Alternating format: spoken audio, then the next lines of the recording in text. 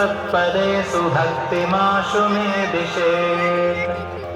यदीयमाश्रितं पदं समस्तभाग्यदायकम् स विष्णुरात्मसत्पदेषु भक्तिमाशु मे दिशेत्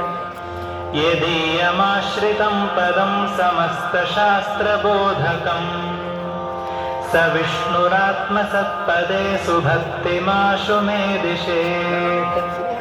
यदीयमाश्रितं पदं समस्तकर्मसिद्धिदम् स विष्णुरात्मसत्पदेषु भक्तिमाशु मे दिशेत् यदीयमाश्रितं पदं समस्तदेवतोषदम् स विष्णुरात्मसत्पदेषु भक्तिमाशु मे दिशेत्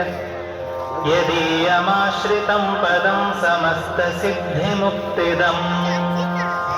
स विष्णुरात्मसत्पदेषु भक्तिमाशु मे दिशेत् यतिः सत्यात्मपदभागभवद्विष्णुपादभाक् तदुक्तपदभाग्यस्तु स भवेद्विष्णुपादभाक् इति श्रीसत्यात्मतीर्थविरचिता विष्णुपादस्तुतिः।